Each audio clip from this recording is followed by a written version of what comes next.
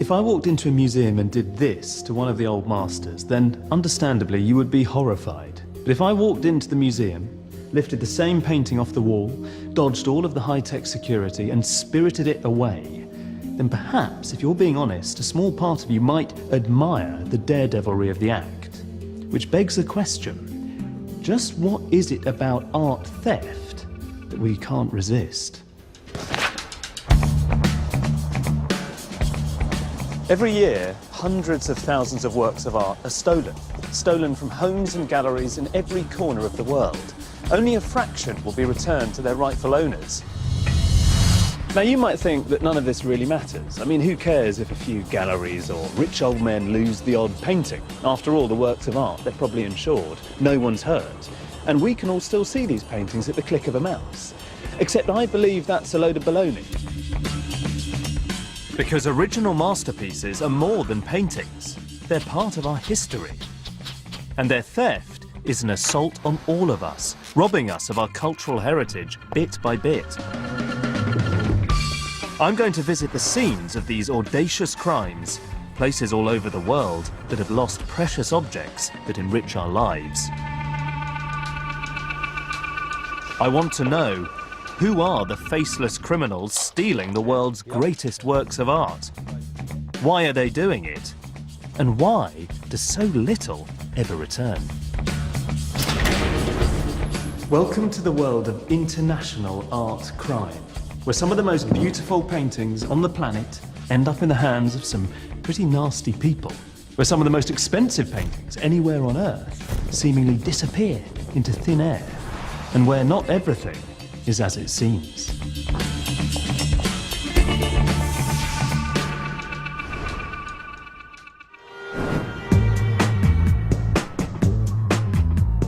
Boston, Massachusetts.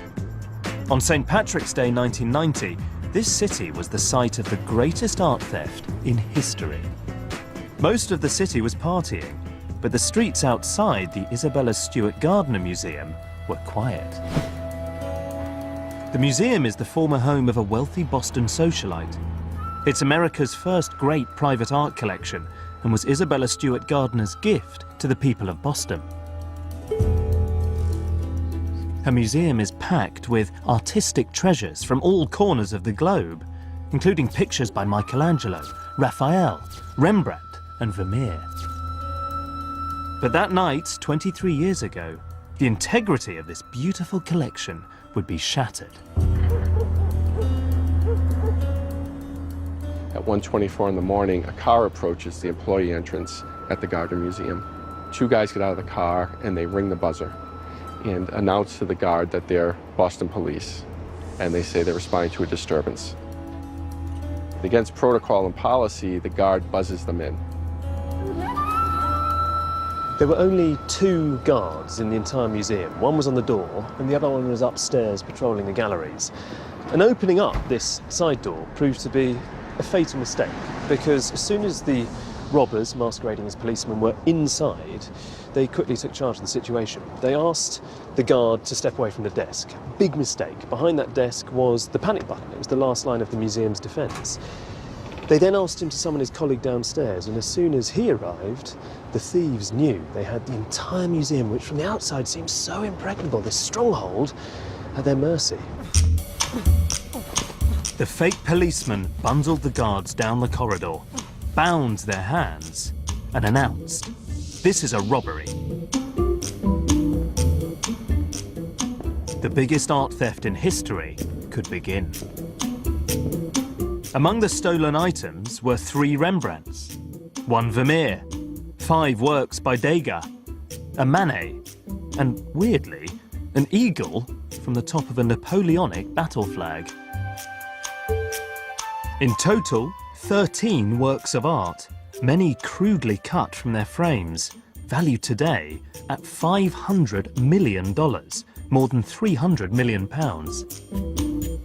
The value of these pieces, you can't put a price tag on them just because of the history of the museum, what Mrs. Gardner put in place there. These 13 pieces are taken from a collective work of art that she left the city. And in a real sense, it's a hole in her collection, and it's a hole in our hearts, not just at the museum, but for all of Boston. A part of our heritage has been stolen from us. It's a barbaric act. Given that these pieces are very well known, who could possibly keep them? That's a very good question. Only probably a person who is determined to keep them private for the rest of their life.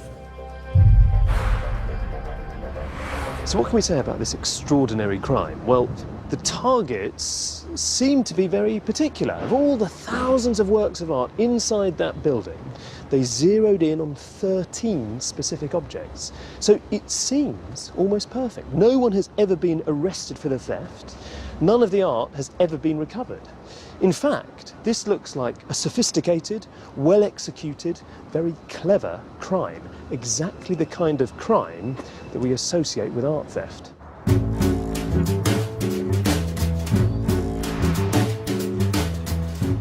Hollywood has given us a certain image of art crime. It's a world of daring thieves, laser tripwires, and urbane, sophisticated billionaires. People like the fictional art thief and connoisseur Thomas Crown. In the film, he is the classic Hollywood art thief. The expensive clothes, the refined good looks, and the unflappable poise under pressure. Crown makes stealing art look stylish, sexy, and glamorous. And he only steals the best. In this case, an important and valuable Monet. And back in the real world, the paintings stolen from the Gardner were very important and very valuable indeed. One of the most valuable paintings stolen from the Gardner is this. It's The Storm on the Sea of Galilee by Rembrandt. And traditionally, Rembrandt's been very popular amongst art thieves. In this instance, the thieves really struck gold because this picture, it's Rembrandt's only seascape. And it contains a self-portrait of the artist in the midst of the melee, holding onto his hat and staring out at the viewer. It was painted in 1633 and it depicts a famous biblical scene of Jesus with his disciples in a fishing boat that's got into all sorts of trouble as it's been struck by a tempest. And to show off his talent, Rembrandt's deliberately decided to depict this moment of maximum danger when all of those disciples are about to lose faith. They fear that they're about to die, only before they're then calmed by the contrasting, very calm and serene figure of Christ himself sitting in the boat. It's an example of a young artist flexing the muscles of his artistic powers. But The Storm on the Sea of Galilee isn't the most valuable painting in the Gardner loot. That honour belongs to this. It's The Concert by the 17th century Dutch artist and contemporary of Rembrandt, Jan Vermeer. It's a typical Vermeer scene of well-heeled people making music in a very refined, opulent interior. But all isn't quite as straightforward as it seems, because this is very much a world of artifice. It contains these paintings within paintings, two Arcadian landscapes. But then there's this image, this third painting. It presents a brothel goer who's interested in a prostitute who's playing a lute, whilst this old crone of a procuress is negotiating a fee. Maybe we're meant to try and draw some subtle comparisons between them. But that sense of complicated open-endedness, that sense of sexual intrigue, is the hallmark of Vermeer.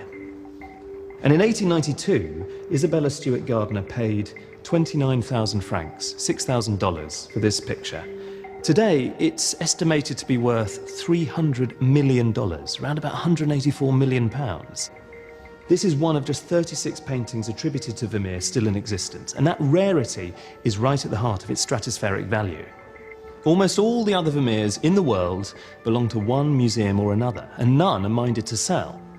Which means that no matter how much money you have, Vermeer's work is simply unbuyable. So in order to acquire it, you'd have to steal it. The Gardner theft certainly seems to fit the idea of a connoisseur art thief. But there are also puzzles.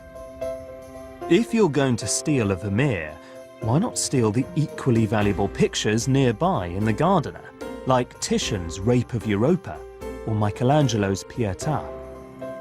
And why waste time on this odd little finial? What's the finial? I've never quite understood this. The finial rested atop a Napoleonic flag from his first regiment. It's just a kind of ornament at the top. Yeah, And not actually worth very much money at all. exactly. The more you look at it, the more curious this robbery seems. The varied, mismatched collection of stolen art suggests to me that if a connoisseur was indeed behind this, then he, or she, appears to have had very specific, even idiosyncratic tastes. Presumably they, or the mysterious, shadowy power that was paying him to commit the crime, had a particular love for Rembrandt and Vermeer, as well as a keen interest, presumably, in Napoleonic history, hence that unremarkable finial that went missing. So you'd be forgiven for thinking that this couldn't be an opportunistic, random act. It must have been a very precise and deliberate crime.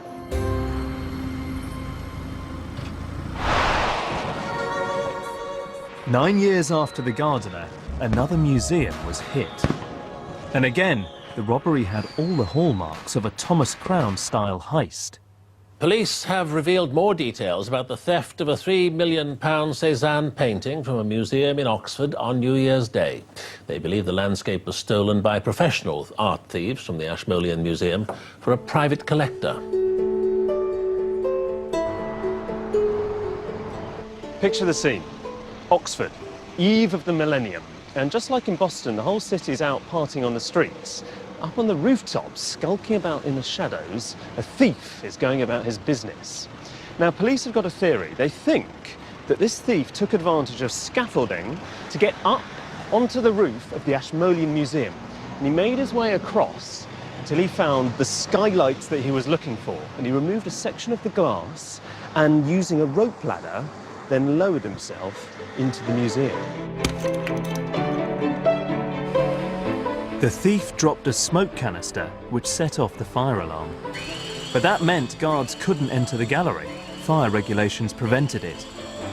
Quick, cunning, and with a particularly inventive use of a smoke bomb, you can see why it reminded so many of the Thomas Crown affair. This was the thief's target, the view of Auvers-sur-Oise by Paul Cézanne. Cézanne is an exceptionally important figure in modern art. Picasso called him the father of us all because he laid the foundations for the radical developments of Cubism. He's not replicating the real world in any illusionistic fashion. Instead, you start to see Cézanne putting down in places these careful, parallel brushstrokes, leaving patches of canvas bare. He's placing blocks and dabs of colour next to each other, like a kind of patchwork. This is artifice, he's saying. This is a work of art. It isn't the real world. And that was what he would be remembered for. So this is why it's an important picture, because it's a transitional canvas leading towards the great art that Cézanne produced towards the end of his life. So the Ashmolean theft looks like an example of a professional art thief stealing to order for a Cézanne enthusiast. One man I hope can help shed light on this shadowy figure is Dick Ellis, who set up the Met's Art and Antiques Squad and is now one of Britain's most successful art crime investigators. In your career, have you ever come across some nefarious billionaire who has commissioned some criminals to steal a work of art to order so that he or she can venerate this piece at home in private? No. Never? Never. I think it's, you know, it's a lovely concept, but it's not the reality. It's fiction. Complete fiction. So the mysterious private collector on whom this crime was initially pinned is about as real as Thomas Crown himself. Life isn't like the movies. But who then has been stealing art from museums like the Gardner and the Ashmolean? Who was stealing it? Well, these were people who had previously been doing armed robberies. A lot of the time they were organised crime groups. These were people who had made career decisions. We're at the age when people were leaving school and thinking, am I going into insurance? Am I going into, whatever? These people made career choices that they were going into crime. So they're nasty sorts. They were professional criminals. Tough people. So the reality is rather different and more mundane. We're dealing with everyday criminals, not billionaire connoisseurs. And presumably, these criminals believe they can sell the paintings back onto the legitimate art market. One organisation has been set up specifically to prevent them from doing so. The Art Loss Register is the world's biggest database of stolen art. It's run by Julian Radcliffe. This one here, His mission is to help return stolen paintings like this one to their legitimate and grateful owners. standard Dutch school of that sort of time. The register also tracks art thefts from around the world in order to choke off the trade in stolen paintings. Every year we search about 400,000 items looking for those that are stolen. Those searches are what produce the actual matches which are on that board. If you say, what is the overall recovery rate of stolen art, it is disappointing. It's probably only 15%. It's a very small fraction. It is. The effect of the register is to make it difficult for stolen art to be sold for cash on the legitimate market. So criminals must be finding other ways to convert their thefts into money. They realise some cash value in the underworld. There's a criminal and he owes you $1 million. He's only got $500,000. He'll give you the picture and say, I'll get you the other $500,000 next week. You keep the picture in the meantime. We know that that happens. This is very different to the idea of a billionaire aficionado stealing art just for the love of it. It's not simply about selling art back onto the market.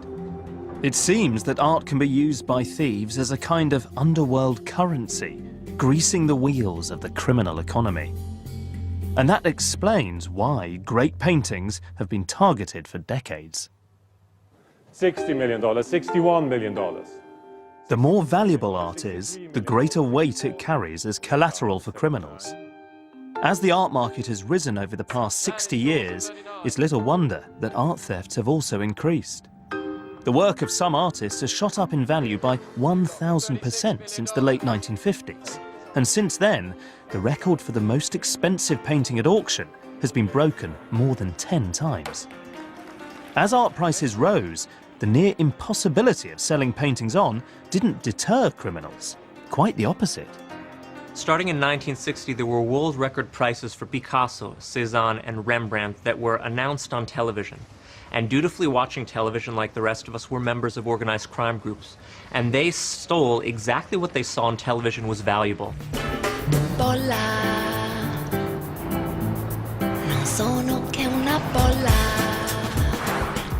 In 1969, here in Sicily, a TV program was broadcast which attracted the attention of the local criminal fraternity. And it featured the work of one of Europe's most celebrated and notorious artists, who by the time he arrived here in the early 17th century was on the run, wanted for murder, Caravaggio. He was famously arrogant, tempestuous, forever getting into sword fights and brawls. There's this great anecdote about how he once threw a plate of scalding artichokes over a waiter because he thought the waiter had disrespected him. But he was also an unbelievably gifted artist, a genius who was decades ahead of his time.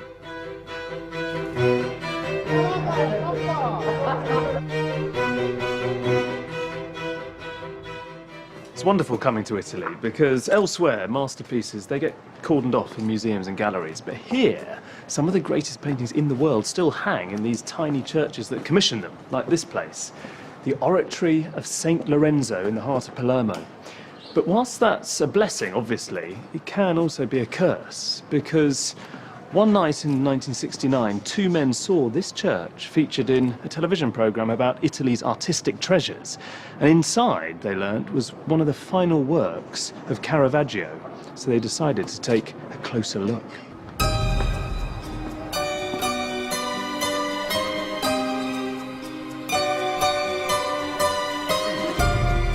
Ludovico Geppetto is a local art historian. Nel libro giallo era una buia notte di tempesta. È stato semplicissimo perché hanno semplicemente aperto la finestra, sono entrati dentro, tranquillamente hanno fatto in modo di salire fino a lassù dove si trova la tela, l'hanno tagliata, l'hanno arrotolata e sono usciti tranquillamente dal portone principale.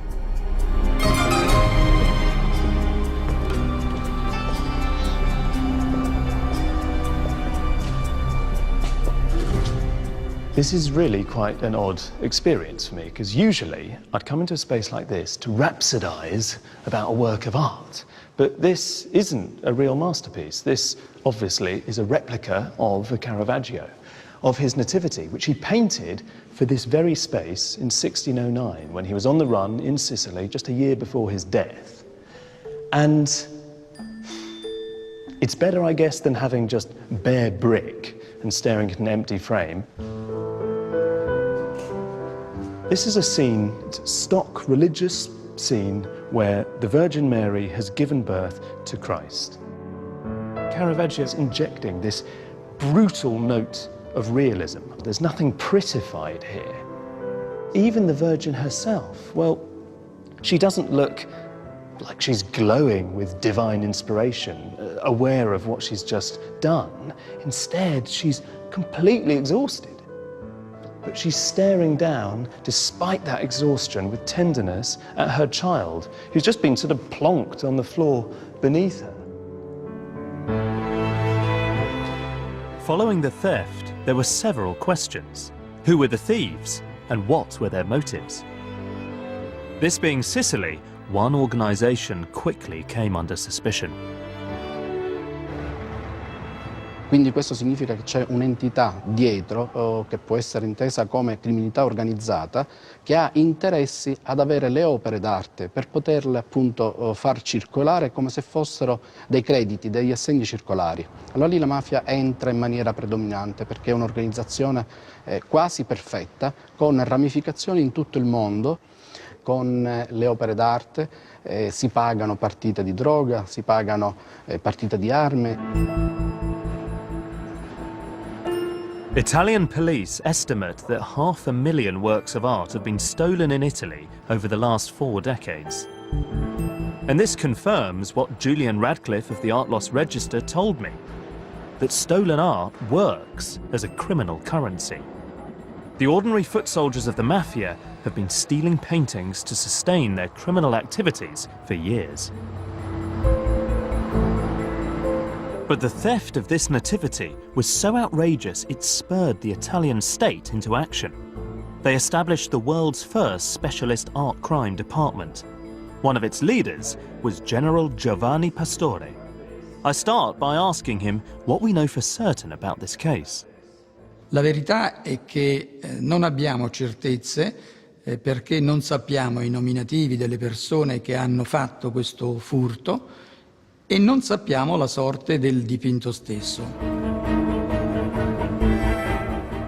For years there was silence.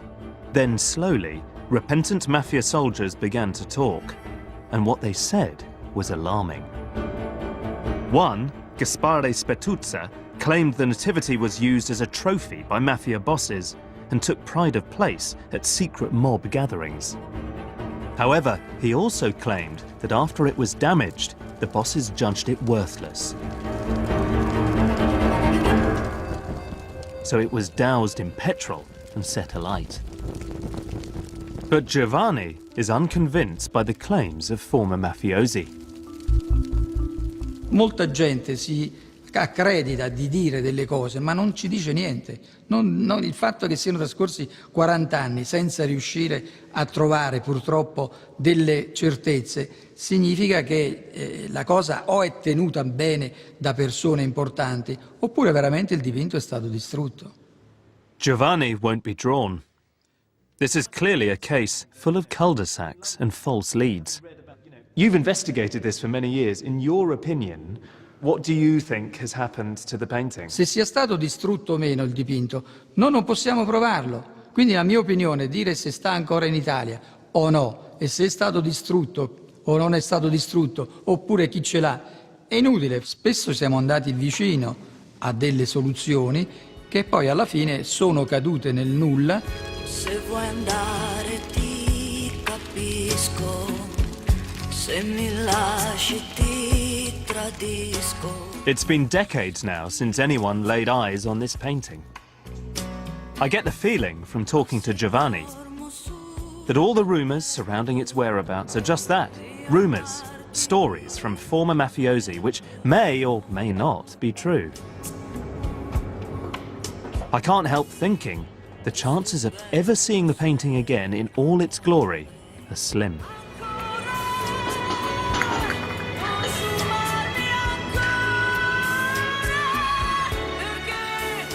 The FBI has valued the lost painting at round about $20 million, which I suspect may even be an underestimate. But still, standing here, this monetary value is totally immaterial, because instead of a brilliant picture, which was designed specifically for this space 4 centuries ago, we're left with this milky approximation of the original. It's a sickly ghost of a masterpiece. And why has this happened? For what? So that some gangsters can show off a trophy to a bunch of other gangsters, or maybe use the painting as collateral to finance some of these horrific crimes which have scarred the island?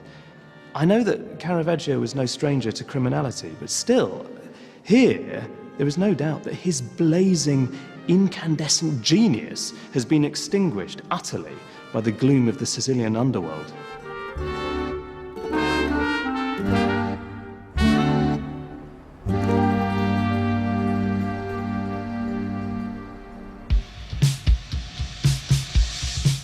So if the Mafia was behind the Caravaggio theft, it makes me wonder just who was really behind the Gardner heist. Are those paintings now circulating among Boston's criminal underworld? I'm on my way to meet one man who might know. He spent decades stealing art. And he claims he has inside knowledge of the Gardner theft. Myles Connor is a legendary figure in the world of art theft, a member of Mensa and a former rock and roll singer who once played alongside the Beach Boys and Chuck Berry, and who became one of the most prolific art thieves in New England. He's agreed to meet me at his attorney's office in the Boston suburbs, and in the lobby there are promising signs I may have come to the right place. Hi, hello. Hey. Myles. How are you, pal? Alastair. Alice, nice Great to meet you. Know Great this guy meet here? You. I don't. But you must be Marty. Marty Leppo. Very, very good to meet you too. Nice meeting you. It's kind of weird for me, because I'm an art critic, and, you know, you're the most notorious art thief in America. You're like the supervillain of my world, I guess. One of Myles's most famous crimes was the theft of Rembrandt's Girl Wearing a Gold-Trimmed Coat from Boston's Museum of Fine Arts in 1975. The story of how he did it is hair-raising. I had grabbed the painting off the wall, and then I made my exit out down the stairs, out to the back. There was a phalanx of guards that pursued me, but there was one guard who was a retired Boston police officer, Polish. He grabbed the painting, and he would not let go of the painting. My friend hit the guy in the head with his barrel of the machine gun. As the saying goes, he could have done a lot worse. And then we took off. Myles didn't sell this painting on the open market. He had another way of making money, brokering its return for a cash reward. What, you mean you got a cash reward? Mm-hmm. What was it? I think it was this is kind of a sensitive issue, but I think it was $10,000. But hang on, I mean, they say... Back in the 70s. Crime isn't supposed to pay, Myles. Yes. And, I mean, you look like a man who believes that it can. Well, obviously, it can. Myles's career is proof that there is value in a stolen painting, even if it's too famous to sell on the legitimate market. And as his career progressed, he began to focus on another target, the Gardner Museum. I had targeted the Gardner for a while and cased it out. Beside the Gardner, there's trees. And many nights I stayed up in the trees, getting an outline, looking in the windows at night to see what kind of rounds the guards made at night. I was going to take down the museum with 2 of my friends. And then I got grabbed by the feds. Myles ended up in jail for a crime unrelated to the Gardner.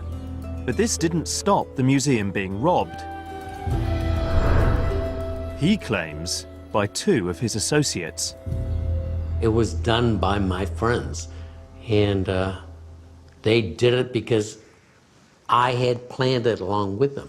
Are those friends still alive? No, one died from a heart attack.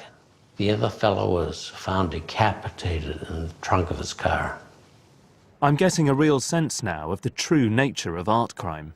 It's dangerous and squalid, murky, not at all like the movies. I wouldn't call it a glamorous crime, but it's a little above the more mundane crimes. And do you sort of think of yourself as some sort of connoisseur? I had a large collection of Japanese art, and legitimately. And so, in that respect, I'm a connoisseur. I don't think it's quite what you're selling it as. It's, for me, it's that moment of your accomplice shoving the machine gun butt into a legitimate guard's face as you're running away with a Rembrandt and depriving that from the walls of the museum. I mean, that's just indefensible. It was sheer stupidity on his part. On the guard's part? Yes. This is mad. This is madness. I mean, no, it's not madness. It's reality. Do you feel penitent? I mean, no, I don't feel penitent because in most of the cases, what I took was returned. The sad thing here is that the paintings were stolen, possibly according to your plan, Myles, and they've now been essentially lost. It's just not right. I mean, I feel kind of confused, actually. Myles has helped me to understand the world an art thief inhabits. It's a brutal, transactional business in which the fate of stolen paintings can never be guaranteed. There's one thing that's clear. He is adamant that it was his plan to heist the gardener that was followed, and that his accomplices did it. And in a sense, if he hadn't been in jail that time, then he would have been the man carrying out that theft. And the funny thing is, perhaps they would have been recovered by now.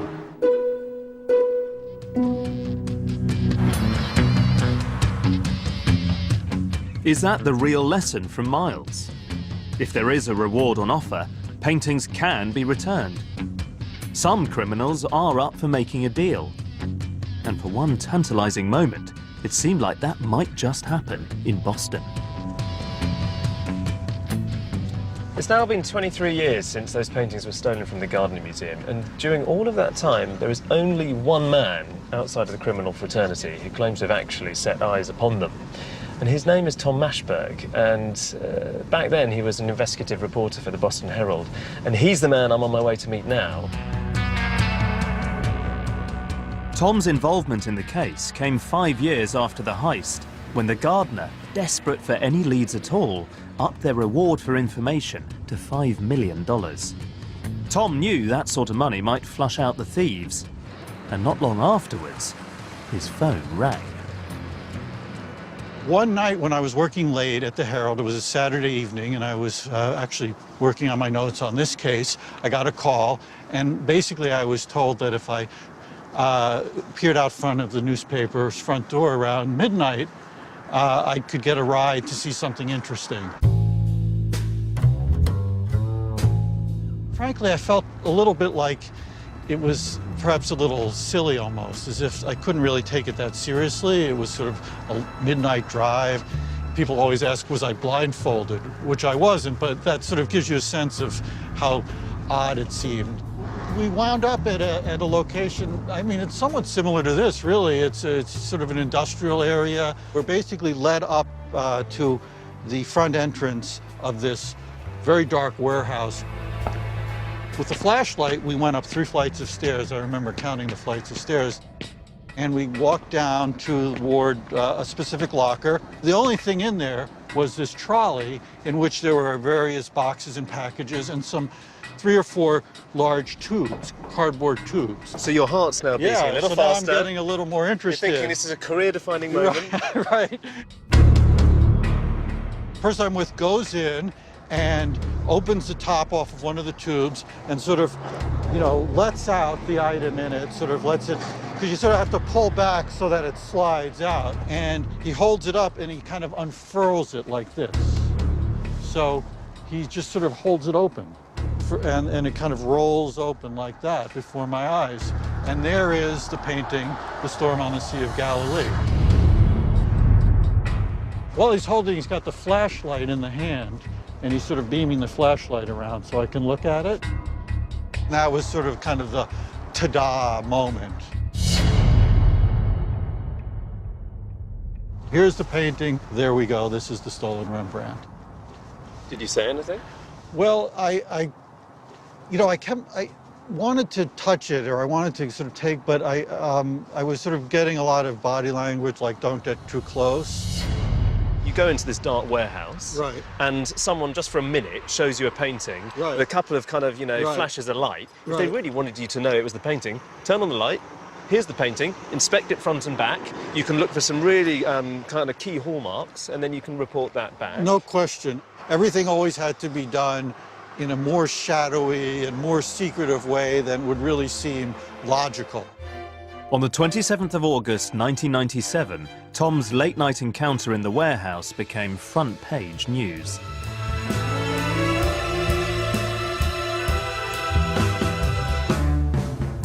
But the Gardner Museum was skeptical, and Tom's contact never invited him to see the paintings again. The opportunity to get them back, if that's what it was, had passed. The reward remained uncollected. I can only say that given the context of everything I was going through at the time, of all of the people I was talking to, of how the FBI itself was pursuing the same characters that I was pursuing, suggests to me that that was the closest opportunity the museum had to actually recovering the objects.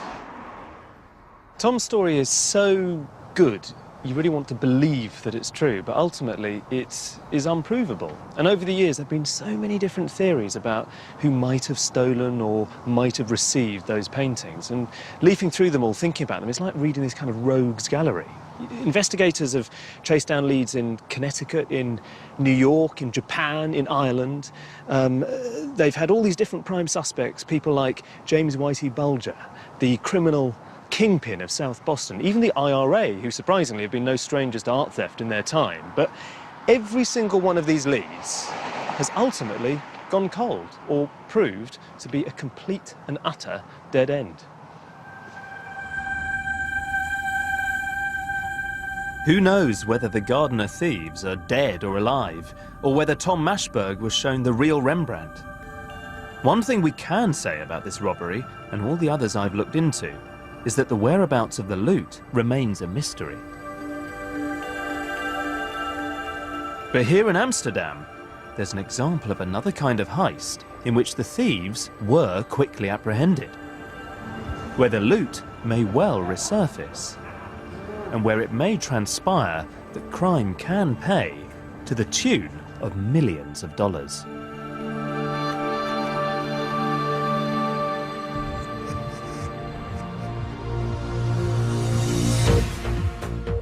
Thieves have stolen 2 paintings by the Dutch artist Vincent van Gogh. A spokeswoman for the Van Gogh Museum in Amsterdam said they were snatched early this morning after the thieves got in through the roof. It's funny coming to the museum because, of course, it feels remarkably solid. It's a big building and it feels impregnable. It brings home quite how daring you'd have to be to come in here and actually nick one of these paintings off the walls. And it's that chutzpah, it's that daredevilry that partially accounts for why thefts like the one that took place here in 2002 have this remarkable hold over the public imagination.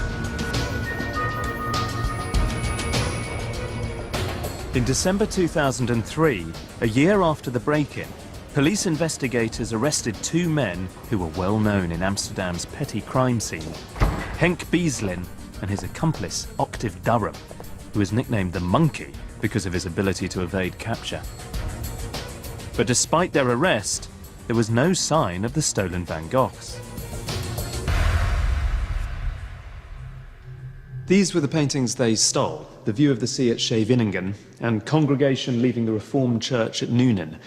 And this was a period known as his dark years because his paintings were still dominated by these autumn colours: russets, browns, potato-like creams, ochres. This seascape was fashioned from these really thick gobs of paint, some of which still contain these little flecks and grains of sand from the beach that's depicted. And this picture commemorates the main church at Noonan, where his father served as a pastor. And it means that it has quite a personal significance. Now, Van Gogh is one of the most valuable artists in the world, and together they're valued at around about $30 million, or nearly £20 million.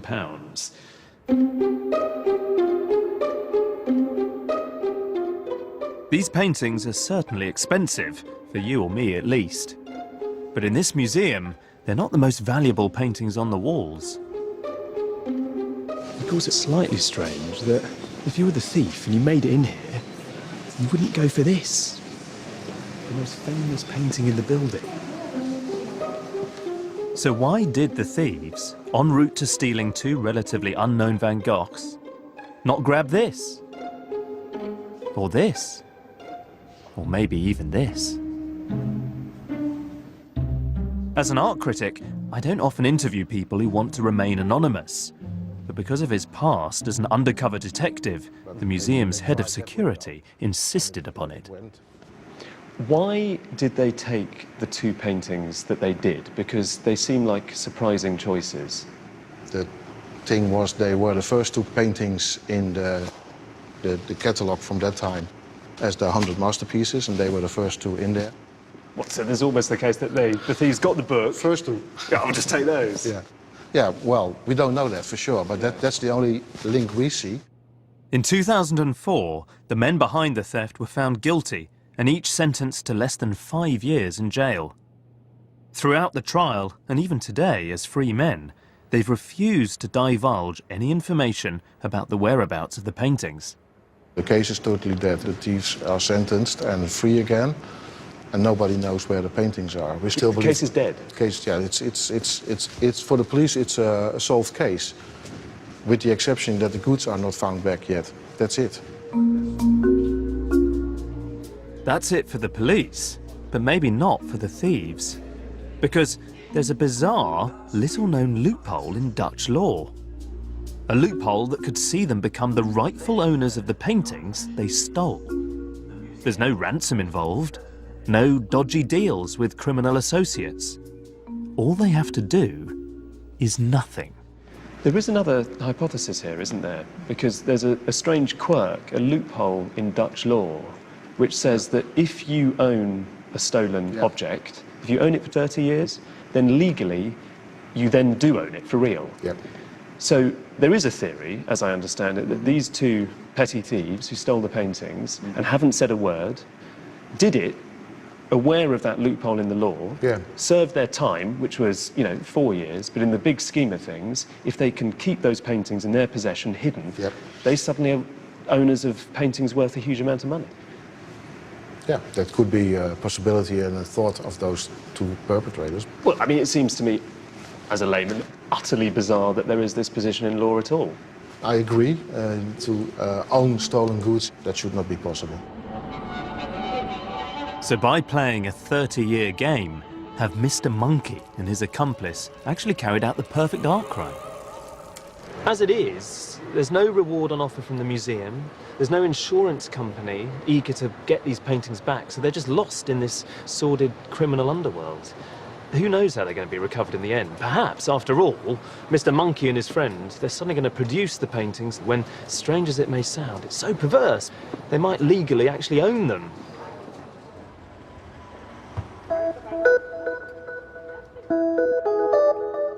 The desirability of a painting hasn't always been defined by its financial worth.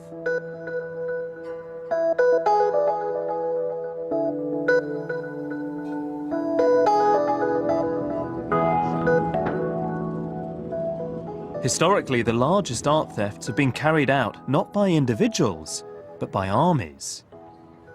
And when they steal, it's not about the money.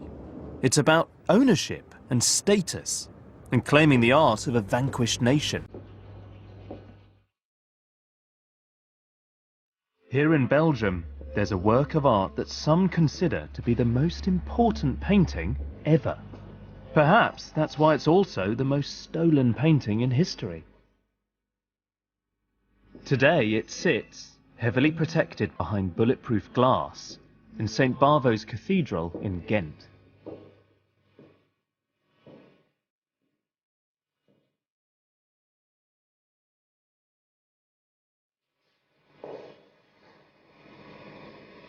I'm bowled over by the scale of this thing.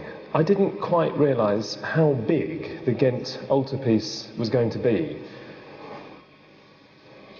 That initial impact, nothing can quite prepare you for that, even if you've seen it in reproduction. Even with 2 panels away being restored, it's still an overwhelming display of exquisite technique and detail. It was begun in the 1420s probably by a little-known artist called Hubert van Eyck, completed after Hubert's death in 1426 by his much more famous brother Jan van Eyck, and it's considered not just one of the splendours of the Northern Renaissance, it's considered one of the real splendours of the entire tradition of Western painting, in part because it sits at this joint, if you like. It's on the cusp between medieval painting and then the new Renaissance style. And that's why, ever since it was painted, it's been one of the most famous, and also, as a result, one of the most coveted paintings in the world. In the 600 years since it was painted, the Ghent Altarpiece has been stolen, in whole or in part, 7 times. Napoleon nicked it, and Hitler got his hands on it too. Each wanted to own a unique piece of European history. But for 8 decades, part of this magnificent work of art has been missing. One of these panels is a reproduction. And the panel in question is this one down here. It's known as the Righteous Judges. 80 years ago, it was stolen in a plot to hold the church authorities in Ghent to ransom. It was a plot which went terribly wrong. And the story of its theft and the investigation into its recovery is so far-fetched, it feels like a piece of fiction, a thriller.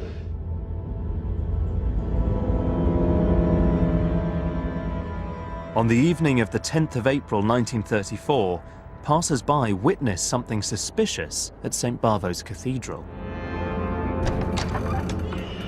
Art historian Noah Charney has pieced together what happened that night. Someone saw a light on. Shortly after that, someone else spotted 2 men dressed all in black, carrying something that looked like a panel wrapped in black cloth into a waiting car, and it drove off into the night.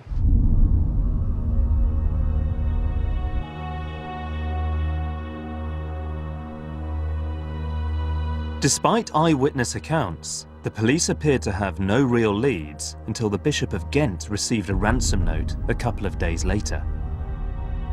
The ransom demand was 1 million Belgian francs, more than £600,000 today. But with the official line that no ransom be paid, the case ground to a halt until a few months later, when there was a bizarre turn of events. After suffering a massive heart attack, a stockbroker called Arsène Rudetier insisted on speaking alone to his lawyer. With his last breath, Arsène Rudetier whispered, "I'm the last man on earth to know the location of the judges' panel." His last words were armoire, key. He died before he could reveal anything further. Arsène Rudetier's wardrobe was searched by his lawyer, who found a key which unlocked a drawer. And he found carbon copies of all of the ransom notes, plus a final unsent ransom note that had a line in it to the effect that no one, not even I, can recover the judges' panel without attracting public attention. So what does that tell us? Well, it tells us that circa 1934, the panel was hidden somewhere in plain sight or in the midst of a public space. But the investigation was interrupted by war when the Germans invaded Belgium in 1940. They plundered Europe's art. Hitler coveted the Ghent Altarpiece, despite its missing panel. So the Nazis stole Van Eyck's masterpiece, storing it alongside thousands of looted treasures. The 101st Airborne Division uncovers Hermann Goering's personal art collection, hidden in a subterranean chamber. Following the Nazi defeat, the altarpiece was returned to Ghent, where the investigation could continue. The case remains unsolved to this day, and all new leads are considered. One recent tip-off led investigators to this church, St. Gertrude's, just outside Ghent. The long-dead suspect, Arsène Rudeter, used to play the organ here. It was down to Detective Jan de Kessel to investigate.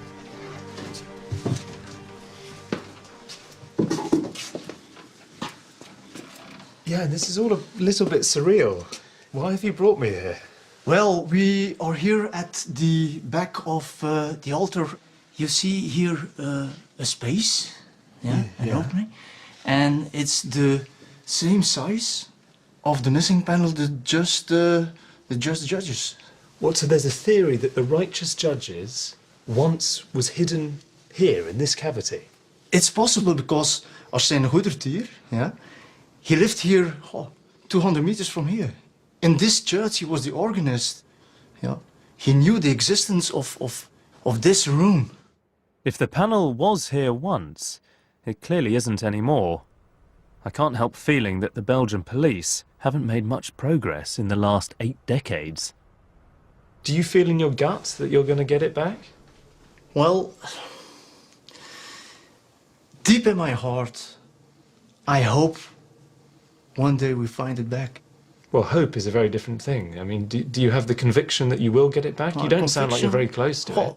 Well, in those 10 years, we had so many leads and so many disappointments. But I hope one day we only have to have one lead, one big lead, the right one.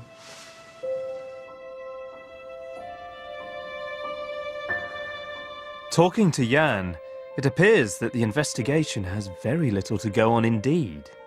As things stand, it seems unlikely that this panel will ever be seen again. And yet, art missing for decades can sometimes turn up, as a case in Munich proved recently.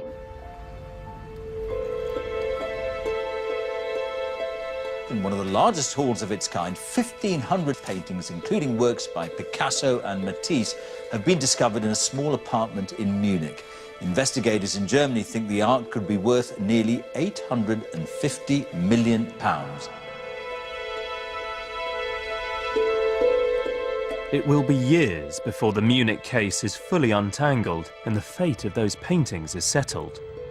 Nonetheless, the news raised the hopes of art lovers everywhere. And today, in Boston, there is also hope. Earlier this year, the FBI announced to the world that they'd made a significant breakthrough in the Gardner case. Jeff Kelly is the agent in charge of the investigation. We came forward and announced that the case is solved. We know who did it, and we know where some of those paintings were. And we knew that it was going to cause the inevitable question from the press, which is, well, who did it? Well, sorry, the inevitable question from me would be, if you've solved the case, where the hell are the paintings? Exactly. Right, and that's one of the other reasons why we came forward, is some of those paintings were seen as recently as late 90s, early 2000s, and then they disappeared again. So we've kind of been able to track it for a period of time, but the trail's gone cold. The FBI now believe they know who broke into the Gardner that night in 1990. There are no immediate plans to arrest their suspects. What's happened to them? I can't say that. But, I mean, they're not in jail, right? I can't say about where they are at this time, because the statute of limitations on that actual theft expired in 1995.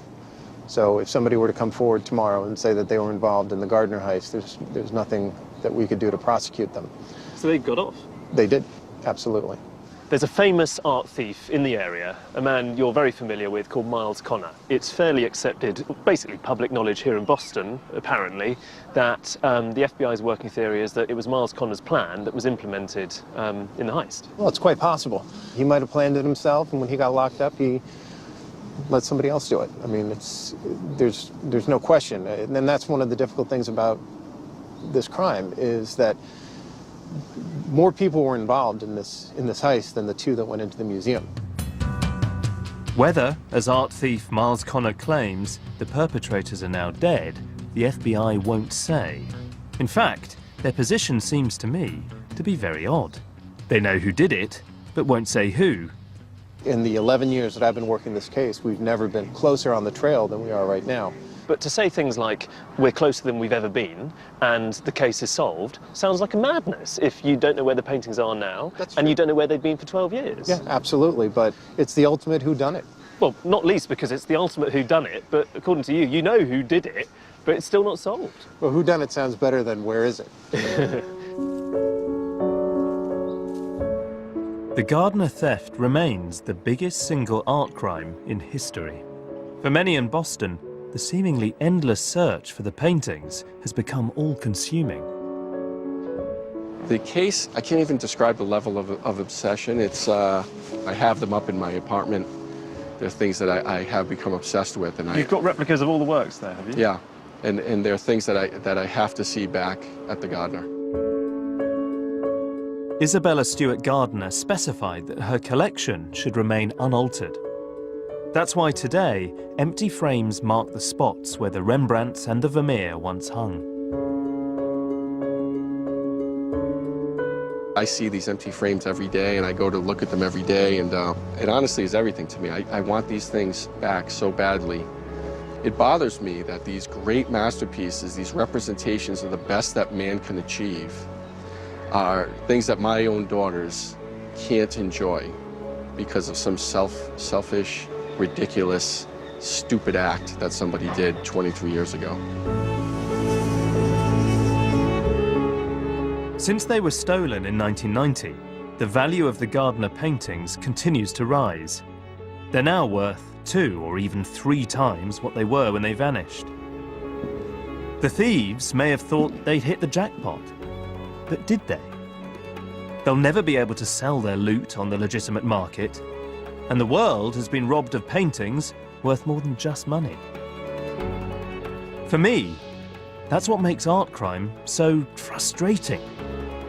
It's futile, and it's miles away from the image of art theft we seem to find so seductive. It turns out that art thieves, well, they're not suave billionaires, they're not sophisticated connoisseurs. I think it's time that we ditched the Hollywood myths, toughened up, and got real. The truth about stolen paintings is anything but glamorous. Art crime is a brutal business with repercussions for us all, and that is why it matters.